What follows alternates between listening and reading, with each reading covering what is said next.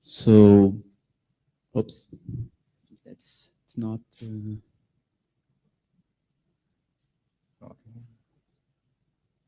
Yeah, thank you.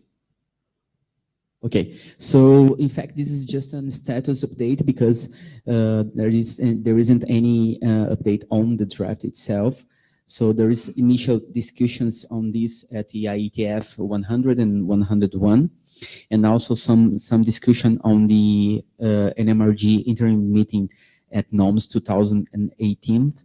So the discussions led to 3 drafts. The first one, it's a draft on terminology, or the structure, the work was structured as 3 drafts. The first one on terminology, some definitions and concepts, and this is the draft that this presentation is about. The second one is intent definition and how to express intent. It's a draft that has to be made about human and machine interface aspects, and also the relationship with data models, for example, the use of Yang and this kind of stuff, and also layer interdependencies. And the third draft will be some architecture and framework reference architecture. So there is this draft motion NMRG network intent concepts, which I believe it is expired by now, I think. And this draft is about how to handle the intent and how to validate networks that are behaving like as intended.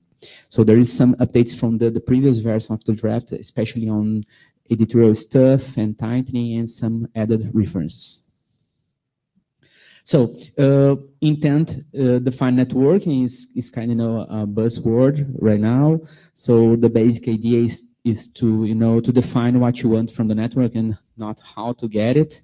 And this is obviously something that is decided, but at least, and I'm avoiding the rhetorical Alex question, this is not new. So for example, in IETF, there's a lot of investigation on policy-based management and how to define, for example, high-level policies to steer the system, and how to leave, for example, the specific knobs that had to be turned to the policy handlers in the system, networking management system.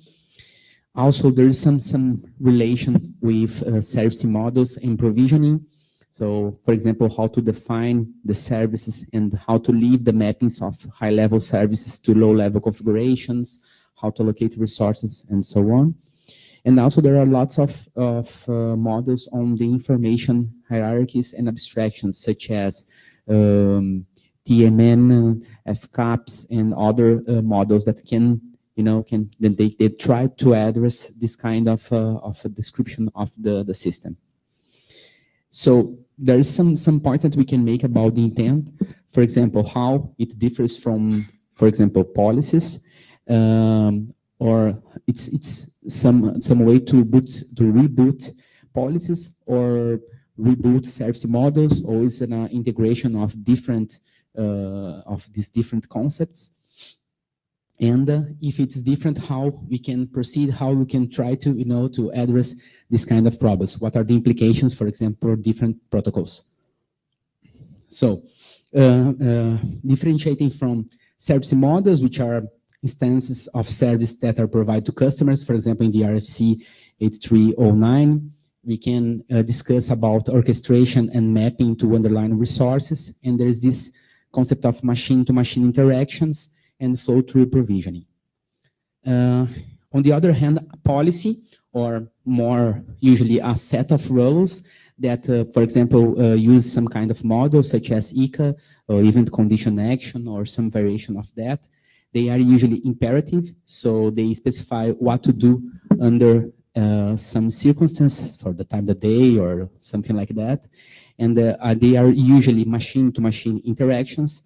And at some point in the network, it's necessary to have some handling in order to transform this high-level abstraction to low-level configuration on the network. In the end, intent is a high declarative policy. So we say in this, they say in this draft that it's a kind of a policy. So it's a declarative in the sense that it defines what is wanted from the network and not how to get it. And usually this is done for the interaction between the humans, the human administrator, and the network management system or the devices per se.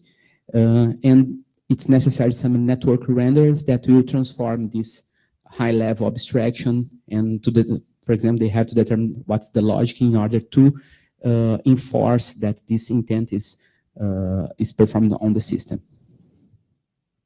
So there are some discussion items on intent. For example, it's necessary to define intent narrowly or broadly. It's necessary some definition to work on.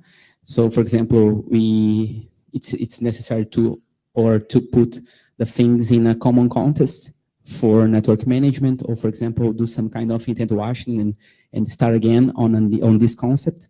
There is, for example, in the ANIMA documents, there is different, I say like different kinds of intents. For example, the operational intent, or service intent, or flow intent. But there are some people that say that it's just one intent, and at some point the network should, like divide these different kinds of intents. And also this discussion on the hierarchy of intent. So intent is just for a device, or for the network, or for a service. So this is something that needs to be also to be defined in a better way. So besides that, probably it's necessary to have a reference architecture in order to provide and to enforce the intents. Also, there is some discussion on the function areas that intent can be applied, for example, configuration or fault management or performance or something like this. And I mean, there's a lot of discussion on that. Yesterday on ANIMA working group meeting, there's some talk about intent and how to proceed, and some mentions to the NMRG work. So I think that is it. Yeah, just before we get to some questions, also a quick update. At last IETF, after the IETF, we had a dedicated workshop on intent-based networking and in ITS Montreal. And so we had a good discussion, some also additional plans for new people and new contribution expected. And also in the meantime, there have been a individual contribution, a new draft on intent classification that has been shared with the group. So I think we have a number of people and also inputs coming in, and we need to maybe a bit intensify our efforts to structure it and make it a bit more visible inside the group, and also maybe towards ANIMA and other resources, other groups that may have interest to see this work progressing. I mean, other SDOs, for instance. Dan Bogdanovic, Volta Networks. I believe that this, if I understood it correctly, that this document will talk mainly about taxonomy of the terms that will be used. And in my opinion, it's a little bit too late to discuss this in the research group, because it's already very actively discussed in the engineering communities. Just interrupt.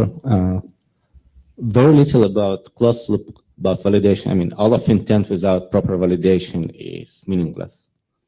So wouldn't it be good to define what exactly the meaning of difference delta between operational and intended state?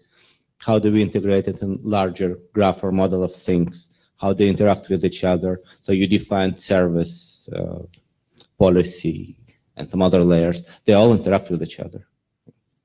And as Dean said, there's a lot of work in the engineering community on how to bring different models together. So you go from service to network to device model. But as you stream your telemetry back, what does it really mean? And this work clearly belongs here to identify this intersection between closed validation loop and intent. First comment, as my personal view is not, maybe I'm not agree with the writers of the document, but I think that at some point we need some clear definition of intent for the IETF or the RTF. So even if this is done outside, and we can use this experience from an engineering point of view, I believe that we need a document in the IETF, RTF, and also I think that it's necessary that this document clearly define if there is just one intent, or if there's this division on different kinds of intents. So I need that this must be addressed in this document. It's my... Okay, thank you. If there is any, more discussion, we can either have it as the second part of the discussion, or also on the mailing list or in the corridors. Thank you. I think Jefferson, you can stay. You have the next one is also yours. I thought this was, I was the third one. No, I wanted you just to make one shot. So. Okay, so thank you. So me again. Good. So this is a summary.